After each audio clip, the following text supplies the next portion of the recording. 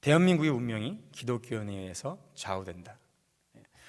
저는 오늘 말씀을 통해서 여러분들과 함께 우리의 믿음을 통하여서 이 나라가 죽고 사는 모습에 대해서 함께 나누려고 합니다. 먼저 말씀드리는 것은 제가 오늘 여러분들과 함께 나누는 설교는 순수 저의 설교가 아닙니다.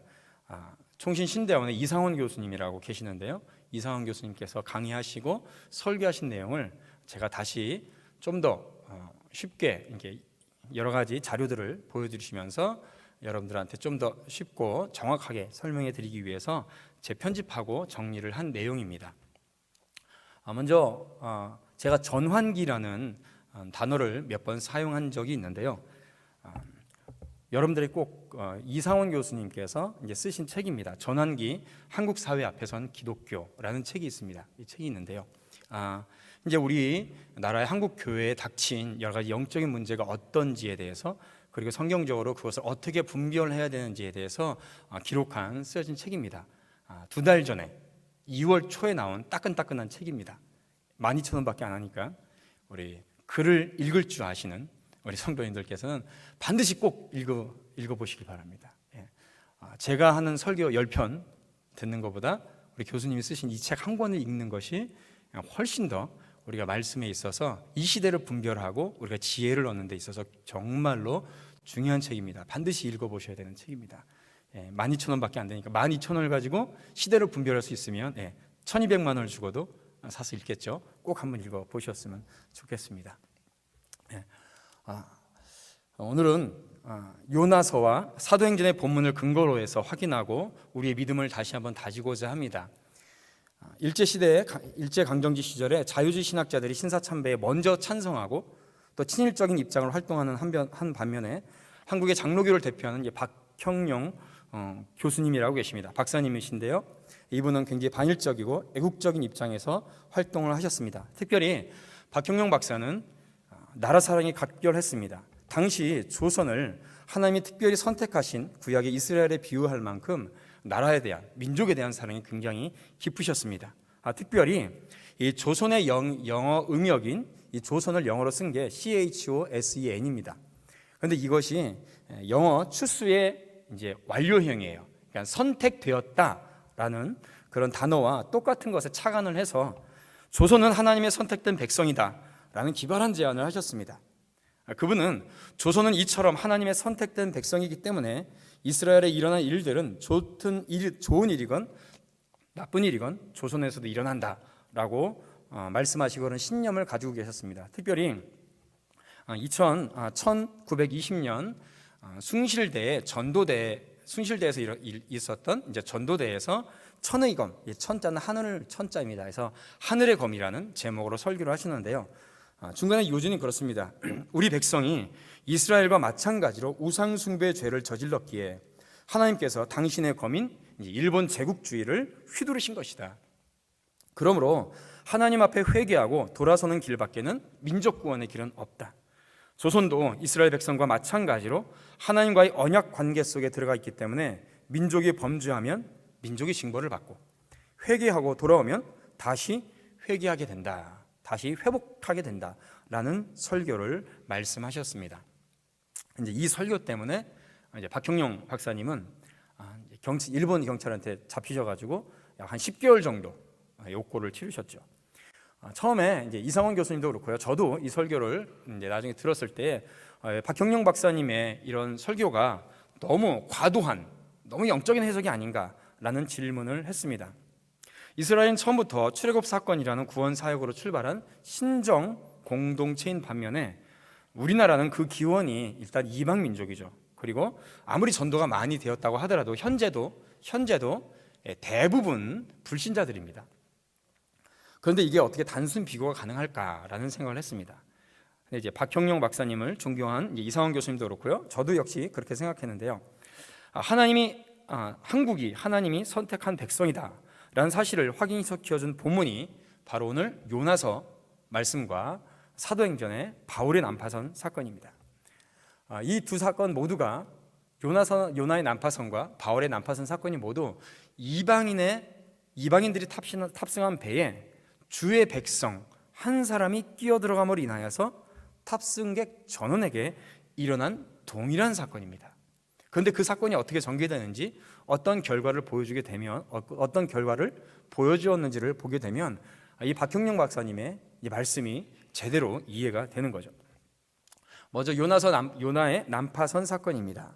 하나님께서 요나 선지자에게 니느웨로 가라, 그리고 그 백성들에게 회개의 복음을 전하라 라고 말씀을 하시죠. 너는 일어나 저 큰 성읍 니느웨로 가서 그것을 향하여 외치라 라고 말씀하십니다.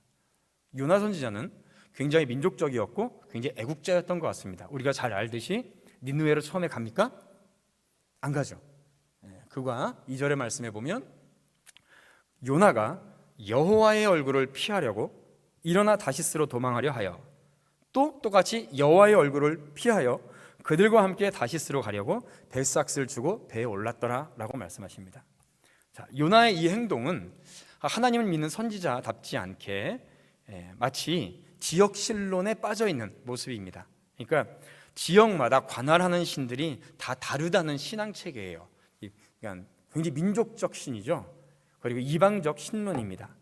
그런데 하나님을 믿는 선지자가 이런 지역 신론에 빠져서 자기가 하나님께서 이 이스라엘을 다스리는 하나님께서 이 이방 민족인 니느웨를 이제 관심을 두는 것도 참 상당히 신기한데, 또 하나님의 눈을 피해서 다시스로 도망하면 이스라엘 백성 땅을 다스리는 하나님의 눈을 자기가 피할 수 있겠거니 하고 갔습니다. 자, 우리가 결과는 다 알고 있죠. 어떻게 되나요? 타는데 엄청난 모진 풍랑을 만납니다. 이제 배가 좌초되려고 하는 그 직전입니다. 요나는 그때까지 배 밑창에서 졸고 있었습니다. 선주가 와서 지금 상황이 어떤 상황인지도 모르고 이렇게 졸고 있냐고 나와보라고 나왔더니 이제 난리가 난 거죠.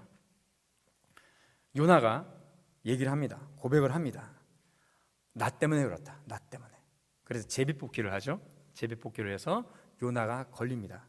그래서 나를 던져라. 하나님의 개입으로 어느 곳에나 하나님이 계시다는 것을 비로소 요나는 인식하게 됩니다. 하나님 앞에 거꾸로질 수밖에 없었던 것이죠. 자신이 배에 탄 이유를 말하고 하나님의 명령을 거스르고 도망갔기 때문에 이런 위험한 사태가 벌어졌다는 것을 실토를 합니다. 자신을 바다에 던져라. 처음에는 이 사람들이 어떻게 사람을 바다에 던지냐라고 이제 거절을 하다가 도저히 자신들의 힘으로 안 되겠으니까 결국 요나를 바다에 던지죠. 그리고 풍랑은 거짓말 없이 잠잠해집니다. 자, 우리 사랑하는 성도 여러분, 요나가 배에 타기 전, 요나가 탑승한 이후에, 자, 요나가 이 배에 탑승하지 않았으면 풍랑도 일어날 일이 없습니다. 하나님께서 풍랑을 일으키신 것이기 때문에 풍랑이 일어날 일이 없고 위험이 일어날 일이 없었습니다. 그러나 요나가 탑승한 그 순간부터 이 배에 탄 이방 사공들과 승객들의 육신적인 생명과 그들의 운명은 누구에게 달려있냐면 요나에게 달려있었던 것입니다. 요나가 하나님의 말씀에 순종하냐 아니면 불순종하냐, 그 한 사람 때문에 배 전체가 파멸의 위기를 맞이하게 된 것이죠. 자, 이와는 대조적으로 바울이 탄 배의 경우는 어떤 일이 나왔을까요? 사도행전 27장에도 똑같이 난파선 사건이 일어납니다. 이번에는 바울이 탑니다. 열심히 전도하다가 이제 로마에게 잡힙니다. 베스도 총독에게 신문을 받던 사도 바울은 이 본인이 로마 시민권자이기 때문에 로마 시민의 권리로서 자신이 가이사에게, 시저에게, 자신이 로마 시민권자이기 때문에 황제에게 직접 재판을 받겠다라고 그가 청원을 합니다. 그래서 그 바울은 이제 죄수 호송선에 타서 이제 로마로 출발을 합니다. 현재 바울의 신분은 무엇이죠? 그러니까 죄수입니다. 자유인이 아니고 죄인의 신분입니다. 네, 바울이 상황이 안 좋다. 상황이 안 좋으니까 아무래도 풍랑이 일어날 것 같으니까 다음에 가자라고 했는데 선주나 선장은 말을 듣지 않습니다. 그래서 이제 결국 배를 띄우죠. 처음에는 잘 가는 듯 보였습니다. 그러나 우리가 알고 있듯이 어떤 일이 일어났습니까? 순항하는 배는 얼마 안 가도 공포의 광풍인 유라굴로를 만나서 배가 파선에 맞게 됩니다. 파손을 막기 위해서 모든 짐과 기구를 다 버렸지만 풍랑은 멈출 기미가 보이지 않습니다. 힘없이 떠내려갑니다. 배 안의 모든 이들은 자포자기한 상태에서 죽음만을 기다리고 있었습니다. 이때에 죄수인 사도 바울이 갑자기 일어나 이렇게 말합니다. 내가 너희를 권하노니 이제는 안심하라. 너희 중 아무도 생명에는 아무런 손상이 없겠고 오직 배뿐이니라. 내가 속한 바 곧 내가 섬기는 하나님의 사자가 어젯밤에 내 곁에 서서 말하되, 이렇게 말했다고 하시죠. 바울아, 두려워 말라. 내가 가이사 앞에 서야 하겠고 또 하나님께서 너와 함께 항해하는 자를 다 내게 주셨다. 이 말씀이 굉장히 중요합니다. 너와 함께 항해하는 자를 다 내게 주셨다. 이것은 바울만 살리는 것이 아니라 바울과 동행한 모든 승객들을 살려주시겠다라고 약속하시는 것이 하나님의 말씀입니다. 즉 배에 탄 모든 사람들의 생명과 운명을 누가 책임지고 있는 겁니까? 죄수인 사도 바울이 책임지고 있는 겁니다. 결국 비록 배는 망가졌지만은 사도 바울로 인하여서 이들이 모두 안심하고 그 생명을 건지게 되죠. 바울이 탑승하기 전, 바울이 탑승한 이후에, 만약에 이곳에 이 배에 바울이 탑승하지 않았다면 유라굴라라는 광풍에 이 배는 다 파손되고 여기 있던 사람들은 다 죽었을 겁니다. 그런데 바울 한 사람으로 말미암아 비록 재산은 잃었지만은 이들의 생명은, 천하보다 더 중요한 이들의 모든 생명이 구원받게 된 것입니다. 이 두 가지 난파선 사건, 요나의 난파선 사건과 바울의 난파선 사건을 통해서 우리가 알 수 있는 것, 하나님을 믿는 자가 없는 이방 사회는 믿는 자와 아무런 상관없이 운명이 결정이 됩니다. 그러나 그 사회에 하나님을 믿는 자가 소수라도, 아니 단 한 명이라도 있다면 그 순간부터 그 이방 사회의 운명은, 그 생명은 멸망하느냐 부흥하느냐는 하나님을 믿는 자에게 결정된다는 것입니다. 할렐루야. 이것이 놀라운 하나님의 구속사역입니다. 구속사의 비밀입니다. 하나님을 믿는 사람이 하나님께 순종해서 하나님의 계획을 이루어가는 길에 있으면 이 사람을 통하여서 하나님의 뜻을 이루기 위해서라도 하나님께서는 그 하나님을 믿는 사람이 속한 모든 이방 사회를 구원하십니다. 그러나 반대로 하나님을 믿는 사람들이 하나님께 불순종하면 그 이방 사회는 그 사람 때문에 그 사람을 징벌하기 위해서 하나님께서 그 사람만 따로 떼어서 징벌하시는 것이 아니라 그 사람이 속한 그 사회 전체를 징벌하신다는 것이죠. 소돔과 고모라의 예를 들어도 우리가 잘 알 수 있습니다. 소돔과 고모라가 누구 때문에 멸망했습니까? 몇 명이 없어서? 10명의 의인이 없어서 소돔과 고모라는 멸망했습니다. 그 안에 하나님의 속한 자 10명이 없었기 때문에 멸망한 겁니다. 그렇습니다. 한국이라는 국가에 기독교인이 없었을 때 한국이라는 국가적 운명은 기독교인들과 상관없이 진행됩니다. 이미 결정이 나 있었어요. 멸망이라는 것으로 결정이 나 있었습니다. 그러나 일단 한국이라는 국가 안에 그리스도인들이 존재하기 시작할 때서부터 이 국가의 운명은 그리스도인에 의해서 결정이 된다는 것입니다. 그리스도인들이 바울처럼 하나님께 순종하여서 하나님의 계획을 이루는 길에 서 있으면 그 기독교인들을 보호하기 위해서라도 하나님께서는 이 한국이라는 국가 전체를 보호하시고 구원하시고 부흥케 하신다는 것이죠. 그러나 그리스도인들이 요나처럼 하나님의 계획에 불순종해서 하나님의 계획에 어긋나는 길을 가게 되면 우리를 벌하시기 위하여서 하나님이 한국이라는 국가 전체를 징벌하실 수 있다는 것입니다. 그러므로 기독교인이 탑승한 이방사회라는 이 한국이라는 이 배의 운명은 지금 여기 있는 우리를 통해서 그 운명이 결정이 됩니다. 다른 사람이 아니고 우리가 하나님의 말씀에 순종하느냐, 마음에 일심하여서 주의 뜻대로 살아가느냐, 그 뜻을 이루느냐, 이 의지가 있는지, 이 믿음이 있는지에 따라서 이 한국 사회의 운명이 우리 그리스도인들을 통해서 이루어진다는 것이죠.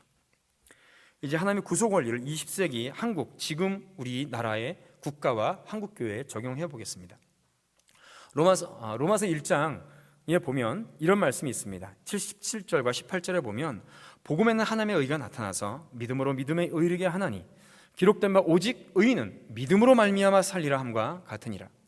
18절에 하나님의 진노가 불의로 진리를 막는 사람들의 모든 경건하지 않음과 첫째, 둘째, 불의에 대하여 하늘로부터 나타나니라고 말씀하십니다. 1장 17절과 18절의 말씀에 보면 인간이 하나님 앞에 의롭다함을 받기 위해선 딱 한 가지 방법밖에 없습니다. 누구를 의지해야 되죠? 그렇죠. 하나님의 의를 의지할 수밖에 없습니다. 오직 예수 그리스도만이, 오직 인류가, 사람이 구원받을 수 있는 유일한 방법입니다. 한 인간의 의를 의지해서는 안 됩니다. 자신의 의를, 자신이 잘났다고 자신의 잘남을 의지해서는 안 됩니다. 왜냐하면 우리 모두는 부패하고 타락했기 때문입니다. 그러나 인간은 자신의 의지를, 자신의 의를 의지하기 시작했습니다. 그래서 모든 인류의 공통적인 죄가 나타납니다. 하나는 하나님을 믿지 않고 경배하지 않는 죄. 예배하는 대상은 오직 여호와 하나님 한 분만 있어야 되는데 그 하나님을 경배하지 않고 우상숭배에 빠진 죄죠. 이것을 경건하지 않은 죄라고 말합니다. 두 번째는 하나님을 떠나 있음으로 말미암아 그들의 삶이 불의, 정직하지 못하고 의롭지 못한 것에 빠져 있는 것입니다. 이 많은 죄가 있지만 나눠서 딱 이 두 가지 죄로 요약해 볼 수가 있습니다. 근데 오늘 로마서 1장과 2장, 3장 말씀 전체를 보면요, 하나님께서 이 두 가지 죄에 대해서 따로 심판하시는 것이 아니라 이 두 가지 죄를 동일한 범주 안에서 동일하게 진노하시고 동일하게 심판을 내리시는 것을 말씀에 볼 수가 있습니다. 이 죄에 대해서 똑같이 진노하십니다. 그리고 특별히 1장 18절과 2장 5절, 6절과 16절 말씀에 보면 심판이 나중에 죽어서 또는 하나님께서, 예수님께서 다시 재림하셔서 심판하시지만은 이미 그들의 죄로 말미암아 이미 이 현세 시간에서 심판받으면서 살아가고 있음을, 재앙을 받고 살아가고 있음을 말씀해 주고 있습니다. 첫 번째로 모든 인류에 나타나는 공동적인 죄 중에 경건하지 않음, 즉 하나님 앞에 예배 드려야 되는데도 불구하고 예배 드리지 않는 죄가 무엇이냐면 창세로부터 그의 보이지 아니하는 것들, 곧 그의 영원하신 능력과 신성이 그가 만드신 만물에 분명히 보여 알려졌나니 그러므로 그들이 핑계치 못할지니라. 하나님을 알되 하나님을 영화롭게도 하지 아니하며 감사하지도 아니하고 오히려 그 생각이 허망하여지며 미련한 마음이 어두워졌나니. 우리 22절 23절 같이 읽어볼까요? 시작. 스스로 지혜 있다 하나 어리석게 되어 썩어지지 아니하는 하나님의 영광을 썩어질 사람과 새의 짐승과 기어다니는 동물 모양의 우상으로 바꾸었느니라. 아멘. 즉 우상숭배를 얘기합니다. 경건하지 않은 죄는 뭐냐면 가장 큰 죄인데 우상숭배입니다. 우상숭배. 그렇다면 한국의 과거로부터 현재에 이르기까지 하나님의 진노를 유발한 죄 가운데 이 우상숭배의 가장 큰, 가장 결정적인 죄가 어떤 것이 있었을까요? 금방 생각나시는 거 있으시죠? 신사참배입니다. 일제강점기 시대 때 신사참배에 빠졌던 큰 죄악을 우리는 여지까지 아직까지 해결하지 못하고 있습니다.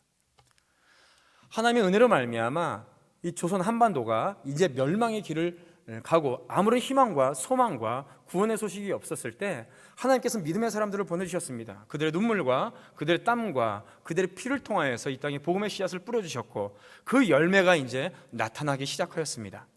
1903년과 1907년도에 원산과 평양의 부흥운동을 통하여서 수많은 사람들이 그리스도께로 돌아왔고 죄가 무너졌고 하나님의 생명의 구원의 복음이 부흥케 되었습니다.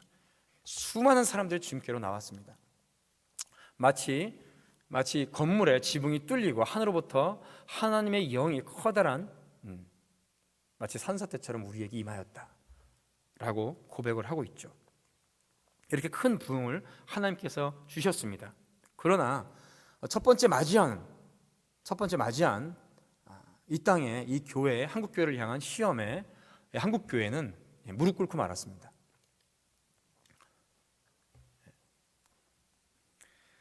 처음에는 천주교와 감리교로 시작하여서 자유신학으로 물들어가기 시작한 한국 교회는 먼저 감리교와 천주교서부터 신사참배에 스스로 수긍하기 시작하였습니다. 그러다가 다수의 한국교회와 목회자들과 신학자들이 신사참배는 단순한 국가에 대한 의뢰 행위로서 종교 행위가 아니라는 일본 정부의 유혹을 받아들여서 신사참배를 하기로 1938년 대한예수교 장로회 총회 홍택희 목사님은 신사참배를 결의하고 총회장이 총회 임원들을 모두 인솔해서 대한예수교 장로회를 대표해서 신사에 집단 참배하였습니다. 그리고 한국교회에 공문을 보내서 신사참배에 반대하는 자들은 구습을 떨쳐버리지 못하고 주님의 가르침을 범하는 것이라는 엉뚱한 경고까지 하기도 했습니다.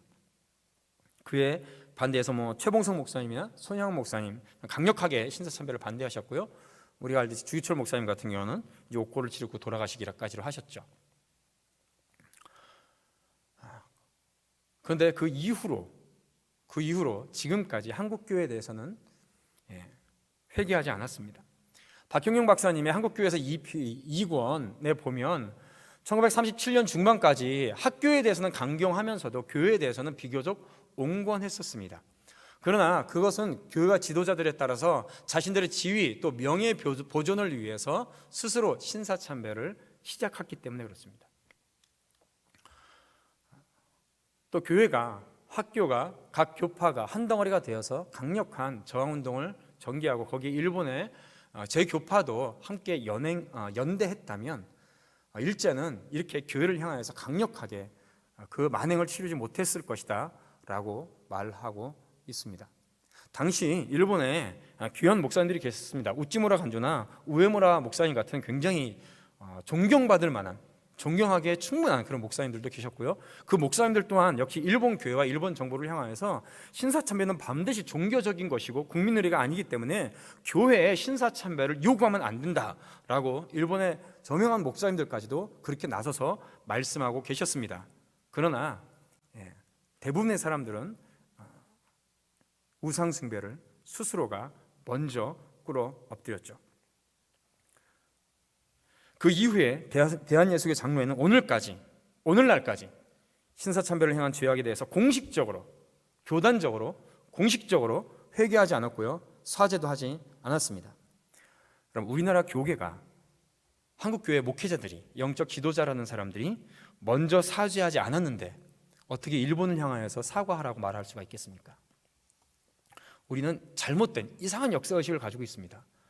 우리의 죄로 말미암아 일어난 일들을 다른 사람을 먼저 남을 탓합니다. 우리가 먼저 회개해야 됩니다. 우리가 먼저 주님 앞에 무릎 꿇어야 되고요. 이처럼 신사참배를 범하고도 회개하지 않은 한국교회의 죄에 대해서 하나님은 교회뿐만 아니라 한국 전체의 국가적인 준엄한 심판을 바로 내리셨습니다. 그 죄에 대한 심판이 엄청나게 내려지셨죠. 북한 지역은 일제 군국주의의 정부보다 훨씬 더 비인격적이고 가혹한 공산주의 정권이 들어섰습니다. 동방의 예루살렘이라고 불리기까지 했던 평양은 신사참배를 가결한 이후에 신사보다 훨씬 가증스럽고 기괴한 거대한 김일성 우상이 북한 평양과 북한 곳곳에 세워졌죠. 여러분, 북한에 현재 이 김일성 동상이 몇 개나 있을 것 같습니까? 이 김일성 동상이 평양에 집중해서 전 북한에 38,000개가 있습니다. 이런 동상이 38,000개가 있어요. 그리고 집집마다 김일성 일가들의 사진이 모든 집집마다, 학교마다, 그리고 모든 장소에 다 붙어 있습니다. 그리고 6.25 전쟁이라는 끔찍한 일이 벌어지죠. 김일성 일가의 교조적이며 왕조적인 잔인한 독재 통치를 받으며 북한 교회는 단 1년 만에 멸망의 길을 나섭니다. 제가 지금 현재 북한 교회 멸망기라는 제목으로 지금 강의를 준비하고 있는데, 설교를 준비하고 있는데요, 눈물이 없으면 진짜 정말 회개해야 됩니다. 한국 교회가 신사참배라는 경건하지 않음의 죄를 범했을 때 하나님은 한국이라는 국가 전체를 무섭게 심판하셨습니다. 이 전쟁통에 우리가 조금 전에 불렀던 찬송가 515장 눈을 들어 하늘 보라, 이 찬양이 만들어졌고요. 그리고 극심한 전 국가가 공산주의의 말발굽에 밟힐 때에 부산 초랑교회 박형용 박사님과 박윤선 목사님 등 여러 목사님들이 200여 명의 목사님들이 모여서 신사참배의 죄를 회개하며 며칠 동안 기도하며 눈물을 흘리며 기도하고 눈물을 흘리며 부흥회와 기도를 올렸습니다. 하나님께서는 그 기도를 들으셔서 그 이후로 딱 3일 이후에 인천 상륙작전이 성공하게 되어서 이 나라가 다시 한번 구원을 받게 되죠. 두 번째로, 이런 경건치 않은 죄, 우상 숭배를 통하여서, 그리스도인들의 우상 숭배를 통하여서 한국 교회 전체가, 한국 국가 전체가 위험을 맞이하게 되었었습니다. 이젠 두 번째로, 불의, 하나님을 떠난 인간이 가장 극악무도하게 저지를 수 있는 죄가 무엇이냐면, 사도 바울은 1장 24절부터 26절 또 31절까지 불의를 반영하는 22개의 항목을 제시하고 있는데요. 그런데 다른 항목들은 한 번만 언급하고 끝나는 반면에 제일 먼저, 그리고 3개 구절을 할애해서 굉장히 길고 소상하게 다루고 있는 것이 있습니다. 그것이 뭐냐면 바로 동성애입니다. 동성 간의 성교입니다. 이 때문에 하나님께서 그들을 부끄러운 욕심에 내버려 두셨으니 곧 그들의 여자들도 순리대로 쓸 것을 바꾸어 영리로 쓰며, 여자들이 동성연애를 하는 걸 말하고요, 그와 같이 남자들도 순리대로 여자 쓰기를 버리고 서로 향하여 음욕이 부릴 듯하며 남자가 남자와 더불어 부끄러운 일을 행하며 그들의 그릇 때문에 상당한 보응을 그들 자신이 이미 받았느니라 라고 말씀하고 계십니다. 동성 간의 성교는 하나님의 현재적 심판을 불러온 만큼 굉장히 심각한 윤리적인 죄입니다. 소돔과 고모라가 가장 윤리적인 죄로 결정적인 심판을 받았던 것이 뭐냐면 이 동성애의 죄입니다. 현재 우리나라 에이즈 환자의 곡선입니다. 가파르게 상승하고 있죠. 엄청나게 상승하고 있습니다. 국내 에이즈 환자 1만 3천 명, 3년 전입니다. 3년 전. 청소년 환자가 10년간에 4배가 넘게 일어납니다. 10대, 20대 에이즈 환자가 10년 안에 4배가 뛰었습니다. 전 세계에서 에이즈 환자가 줄어들고 있고요. OECD 국가에서는 유일하게 한국이 최고로 많이 에이즈 환자가 급증하고 있는데 매년 1,000명 이상씩 늘어납니다. 그 숫자는 날로 기하급수적으로 일어납니다. 그 이유는 뭐냐면 바로 동성애 때문에 그렇습니다. 보건복지부에서는 2019년도에 남성 동성애자들이 에이즈 고위험군 1순위라고 얘기를 하고 있습니다. 그런데 이 부분에 대해서 국가나 정부나 아니면 보건복지부나 어디서든지 이 국민의 건강을 책임지고 있는 정부가 그 어디서도 에이즈가 동성애 때문에 일어났으며 이 동성애가 굉장히 중요한 병 중에 하나라는 것을 그 어디에도 얘기를 하거나 광고하거나 하지 않습니다. 외국은 합니다.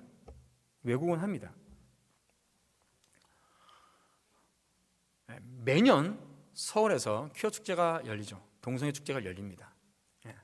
이런 모습들도 있고요. 이런 모습들도 있고요. 더 심한 것들도 있는데 제가 올리기가 힘듭니다. 여러분, 우리나라에 얼마 전에 우리 교회 영암섭 원장님이 오셨다 가셨더라고요. 감사한 일인데, 음란물 공연법이 있고요, 청소년법이 있습니다. 사실은 이 퀴어 축제가 다 거기에 걸립니다. 그래서 볼 때마다 저는 실제로 이 장면을 직접 봤었던 사람입니다. 제가 수도권에 살기 때문에 동성애자들도 봤고요. 끔찍합니다. 혐오하지 말라고요? 본인들이 혐오하게 만들어 놓고? 여러분, 사람을 혐오하면 안 되죠. 그러나 죄를 혐오해야 됩니다. 죄를 혐오해야지 그 죄를 이길 수가 있는 거예요. 현재 우리나라 청소년 동성애자들이 어마어마합니다. 그런데 이쪽 사람들은, 저쪽 진영에 있는 사람들은 어떻게 얘기하면 차별 때문에 한다. 아닙니다. 이 친구들의 영적인 고통, 육체적인 고통 때문에 자살을 하는 거예요. 이 상황이 굉장히 심각합니다. 어느 정도냐면 청소년들이 자신들이 아르바이트를 하기 위해서도 동성애를 하는 친구들도 있습니다. 동성애는 여러 번 해서 에이즈를 걸리는 게 아니라 단 한 번만 해도 그 영혼은 그냥 죽습니다. 그 육체도 그냥 죽습니다.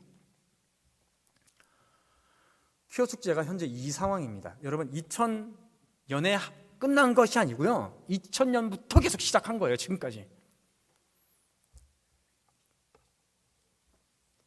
대구에서 또 있고 전국적으로 부산, 제주, 인천, 전주, 광주, 경남 전국에서 일어납니다. 전국에서 하고 있습니다. 얼마 전에도 이제 대구에서 이제 저희들이 제가 아시는 분들이 동성애 반대 집회를 이렇게 비가 오는데도 이제 가정들이 나가서 한 적이 있었는데요. 심각합니다. 여기에 여러분들이 낸 세금이 그대로 들어갑니다. 그리고 계속해서 차별금지법을, 평등법을, 동성애를 합법화하라라고 계속해서 강력하게 요구를 합니다. 여기 보면 이제 무지개 나오죠. 무지개가 이 친구들이 사용하는 무지개는 색깔이 6개입니다. 왜 6개냐면 반으로 딱 접혔을 때 3개씩 평등하니까 6개로 쓰는 거예요. 웃긴 얘기죠? 이렇게 항상 평등법, 차별금지법 얘기하는 그런 정당이 있죠. 2020년 작년 말에 차별금지법에 대해서 국회의원들에게 물어봤습니다. 찬성 69명, 반대 25명, 무응답이 206명이에요. 무응답이 뭐예요? 정치를 하는 사람들이 분명하게 자신의 가치관도 없이 정치를 하고 있는 겁니다. 지금 상황이 이 상황이에요. 근데 더 심각한 거는 그래요. 정치인들은 표에 따라서 움직인다라고 치자고요. 움직이다라고 치는데 문제는 뭐냐면 지금 한국 교회 목회자들, 사역자들, 아니 그 다음 세대를 이끌고 가 있는 신학생들이 문제라는 겁니다. 아까 이상원 교수님 이제 맨 처음에 소개를 드렸는데요. 작년에 이상원 교수님이 우리 교단 신학교인 총신대학교에서 동성애가 어떻게 문제고 얼마나 육체적으로 질병에 굉장히 노출되어 있고 그런 것에 대해서 간단하게 설명을 한 적이 있습니다. 그런데 이상원 교수님께서 재판을 받게 됐어요. 신고를 당했어요. 누가 신고해서 누가 고발을 했냐면 그 강의를 듣고 있는 총신대학교의 신학생이 고발을 했어요. 왜? 혐오 발언했다고. 여러분, 다른 데 학교가 아니고요. 다른 데 학교가 아니라 우리 교단, 지금 우리가 속해 있는 교단에 소속되어 있는 신학생들, 전도사들, 목회자를 양성하고 있는 총신대학교의 학생들이 자기가 가르치고 있는 자기를 하나님의 말씀대로 가르치고 훈련시키고 훈육하고 있는 교수님을 고발을 한 거예요.